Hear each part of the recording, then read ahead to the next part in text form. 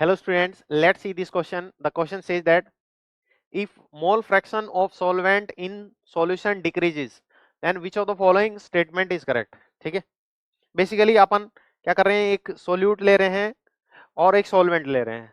ठीक है, सोल्यूट अगर उसमें डालेंगे तो सोल्यूट के मोल बढ़ेंगे किसी सॉल्यूशन के अंदर. सॉल्यूशन एक से सॉल्यूशन था, अब ये प्योर सॉल्वेंट था. क्या था ये? प्योर सॉल्वेंट था. तो इसमें मोल फ्रैक्शन जो होंगे वो सारे के सारे जो होंगे किसकी वजह से होंगे? सॉल्वेंट की वजह से ही होंगे. अगर इसके अंदर मैंने क्या डाल दिया? सोल्यूट डाल दिया. क्या डाल दिया? इसके अंदर मैंने डाला एडिड सोल्यूट. अगर सोल्यूट डाल रहे हैं, सोल्यूट डाल रहे हैं तो जो अब बनेगा हमारे पास में सॉल्यूशन. क्या बन जाएगा? सॉल्यूशन. सॉल्यूशन बन रहा है तो इसमें क्या हो रहा है? सोल्यूट के सोल्यूट के सोल्यूट का मोल फ्रैक्शन ऐसे लिख दूं, थोड़ा सही लगेगा. मोल फ्रैक्शन ऑफ सोल्यूट तो क्या हो रहे हैं? इंक्रीज हो रहे हैं.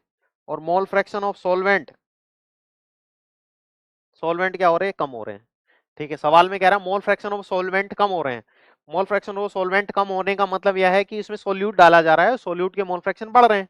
ठीक है, तो कौन सी बात होगी? अब आपने को इस सवाल में देखो, बॉइलिंग पॉइंट इंक्रीज होगा, वेपर प्रेशर इंक्रीज होगा, osmotic pressure, basically colligative properties की बात हो रही है. तो यहाँ पे किसकी बात हो रही है?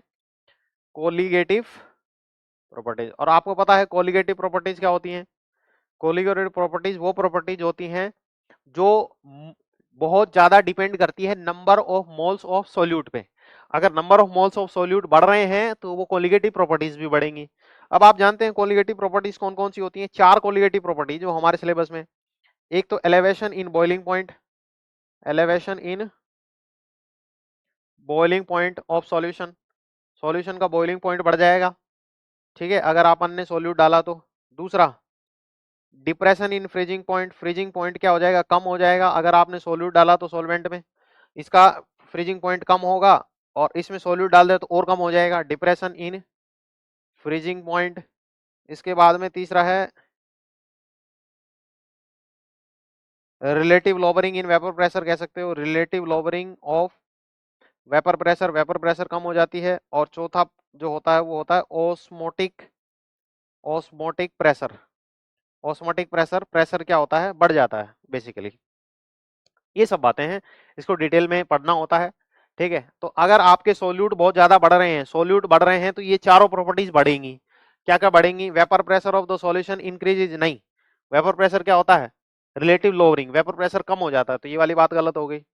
Boiling point decreases, boiling point decrease थोड़ी होता है. Elevation in boiling point decrease नहीं होता, ये वाली बात भी गलत है. ऑस्मोटिक प्रेशर इंक्रीजेज, सही बात है. कोलिगेटिव प्रॉपर्टी, अगर सोल्यूट डालेंगे तो ऑस्मोटिक प्रेशर क्या हो जाएगा? बढ़ जाएगा. डायरेक्टली प्रोपोर्शनल होता है. सी, तो option C is the right choice. To do this question, you have to understand the concept of colligative properties. Thank you guys.